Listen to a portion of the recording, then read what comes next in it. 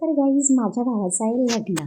तर मग काय हळदीचं प्रोग्राम आहे ना आज गाईज, छोटंसं लग्न आहे म्हणून ना सर्व एकदम 2 दिवसात शॉर्ट टाईममध्ये आम्हाला पूर्ण प्रोग्राम्स पूर्ण करायचे आहेत.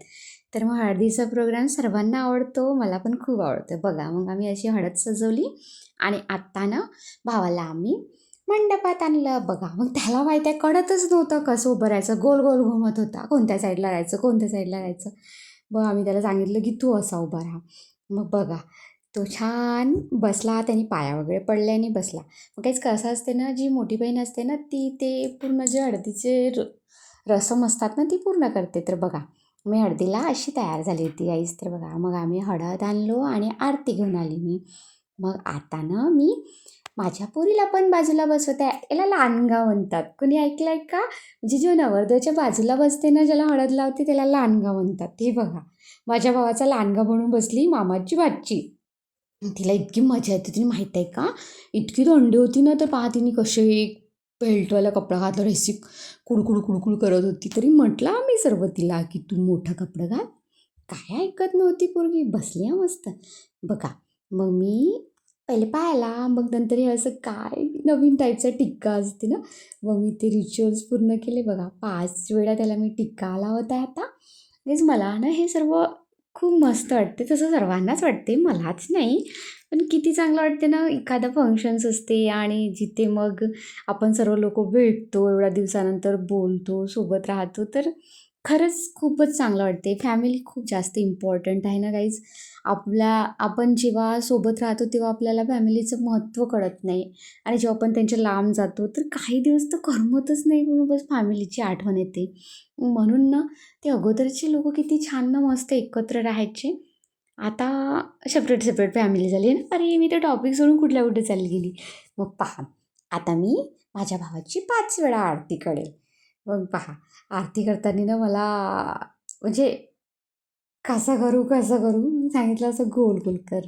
मग त्यानंतर बघा आत्ता माहिती आहे का, आपण लावतो हळद, चढती हळद लावतो. म्हणजे आता ती चढत्या क्रमामध्ये बघा माझा हात ना वरतीच जाणार, खाली येणार नाही. हे पूर्ण एकदम म्हणजे एकदम असं रसम आहे की बस तसंच लावावं लागते. तर पहा मग मी सुरुवात केली आहे. आता मी एका हाताला हळद लावते, मग मी दुसऱ्या हाताला हळद लावते. काहीच कसं आहे, हे एकदम मी पहिल्यांदा केली ना त्याची आरती वगैरे, तर थोडं हे लाँग आहे.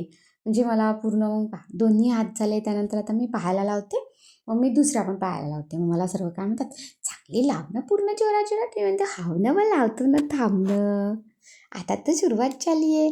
मग बघा मग मी त्याच्या चेहऱ्याला पण छान हळूहळू हळद लावते. काहीच कसं आहे ना, मॅरेजचं म्हटलं की हळदीचं खूप महत्त्व आहे ना. जे ती इतकं चांगलं वाटते, जो कोणी नवरदेव किंवा नवरी बनत असेल तर किती सुंदर फिलिंग्स येत असतील ना, एकदम मस्त. पण ना काहीच काही असो, थंडी बहुत जास्त होती बाबा. त्याला हळद लावतो, तो काय म्हणे पटपट पटपट लाव, जास्त इकडे नको लाव तिकडे नको लाव, मला खूप थंडी लागत आहे, असा तो म्हणत होता. मग शेवटी मग माझं झालं त्याला हळद लावून. बघा मग त्याने माझ्या पाया पडल्या, मी त्याची मोठी बहीण आहे ना म्हणून. मग मी त्याला टिक्का लावून, बघा ना हा माझा लांडगा. बोल रही थी मम्मी मेरे को अच्छे से लगाना, फिर मैंने लगाई, ये देखो ना मेरी भाई की लड़की. पहा तिला कशी हळद लावते, दोघी लहान लंगी. मज्जा येत होती त्यांची, सर्व लोक हसत होते. आणि मला माझ्या हातातनं हळद होती जास्तीची, म्हटलं ये बाई मी तुला लावून देतो. पाहून मी माहीला हळद लावून देते, माझ्या भावाची मुलगी आहे. मग काहीच हळदीचा प्रोग्राम झाला, आता लग्नासाठी रेडी झालो. बघा मी आणि माझी मुलगी आम्ही दोघे रेडी झालो. ह्या माझ्या मोठ्या बहिणी आहेत. मग कसं असते ना, मोठी वहिनी असल्यावर त्यांचंच काम असते नवरदेवाला मांडवामध्ये आणणं किंवा दाराच्या बाहेर आणणं. मग बघा माझा भाऊ आता नवरदेव बनला आणि आत्ता बघा छान आता तो मंडपात आला नवरदेव बनून, है ना, मस्त किती छान.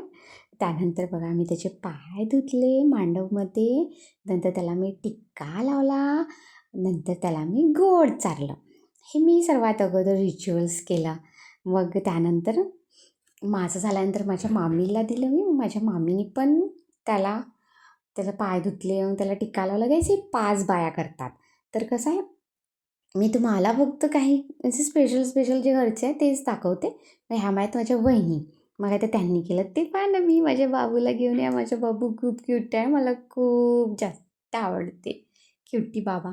मग पहा मग वहिनीनी त्याला पाय धुतले त्याला टिक्का लावला आणि गोड चालून दिले. मग काय निघाली होती ना वरात. मग आम्ही कसं घरच्या घरी लग्न आहे गाईस, फार मोठं लग्न नाही, छोटंसं फंक्शन आहे.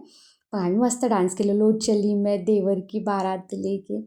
मग आम्ही पोचलो विहारात. मी तुम्हाला अगोदरच सांगितलं की छोटंसं लग्न आहे, हे लग्न विहारात होतं.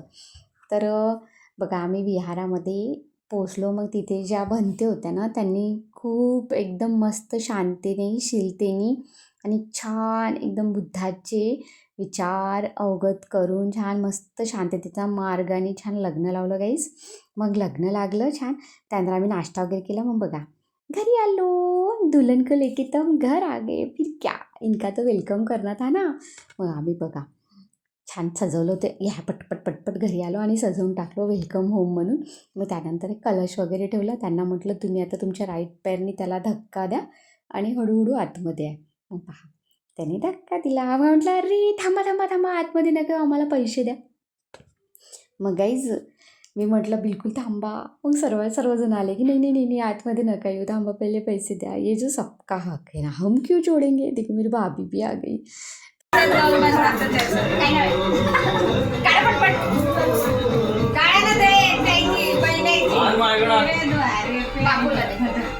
अरे इकडे पोच नको द्या, इकडे व्हिडिओ चालू आहे. पैसे द्या, पैसे.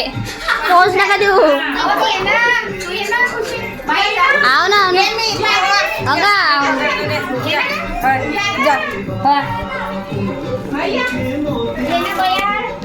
होय ना, पकडा ना त्याचं ते आणि हानं घ्यायला लावा ना त्याला. उकाना घ्यायला लावा, दोघी तिघी जणी व्हा. पट करा तेल जावाच्या.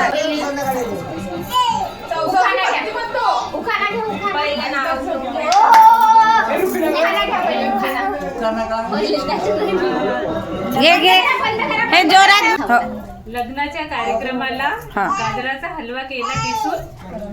लग्नाच्या कार्यक्रमाला गाजराचा हलवा केला किसून.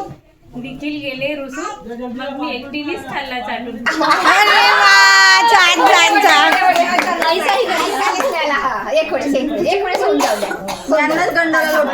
तुला सांगू बोल आता एकदा तुमच्या सासूबाईला लहान. लग्नाच्या कार्यक्रमाला गाजराचा हलवा केला किसून. निखिल गेले रुसून. मग मी एकटीनेच खाल्ला चाटून. तू सांगून दे त्याच्या कानात. त्या फोटोले हात टाकलो वाकून. नाव घेतलं सर्व गौतम बुद्धाच्या फोटोला हात टाकला वाकून. सोनालीच्या नाव घे ते तुमचा मान राखून. सोन्याच्या मान राखून. पाचशे पायाकडून 501च नाही. नाही ते गाणं तेवढ्या तेवढे देतो म्हणलं ना तिनं.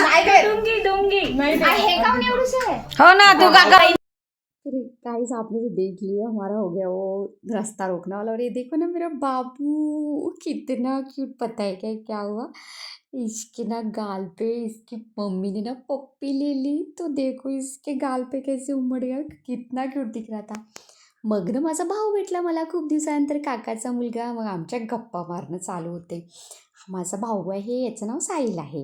हा खूप दिवसानंतर भेटला. तसंच मी तुम्हाला अगोदरच सांगितलं की परिवारासोबत खूप उशिरा भेटणं होते. मग आम्ही मस्त दोघं पण गप्पा मारलो ना. आज माहिती आहे का रिसेप्शनमध्ये स्पेशल काय बनत आहे मित्रांनो, बिर्याणी बनत आहे. बघा 60 किलो की चिकन बिरयानी तैयार हो रही गाइस. यहाँ पे एक मस्त अपने मेमोरियल वाले भैया की बिरयानी बना रहे, उनके स्पेशल हाथ से. तो देखिए गाइस, बिरयानी अभी दम पे है, एक नंबर. आप देख सकते हो गाइस, गरम गरम बिरयानी रेडी है.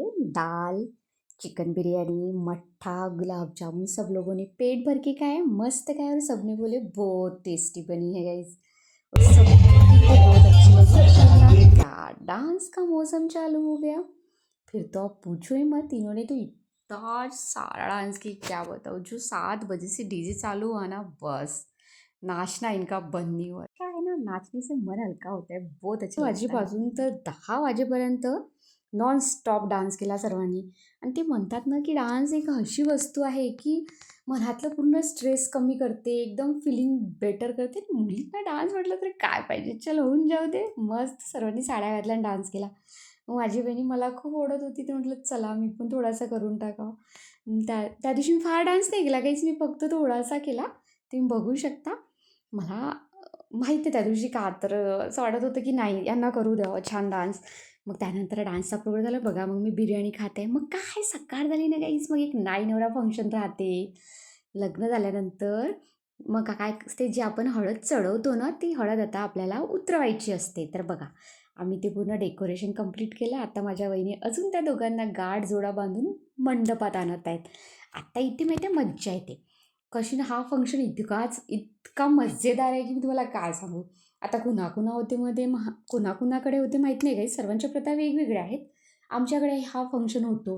हा फंक्शन आमच्याकडे ज्या दिवशी रिसेप्शन होते लग्नाच्या दुसऱ्या दिवसानंतर तिसऱ्या दिवशी हा फंक्शन होतो आणि तो पण सकाळी होतो.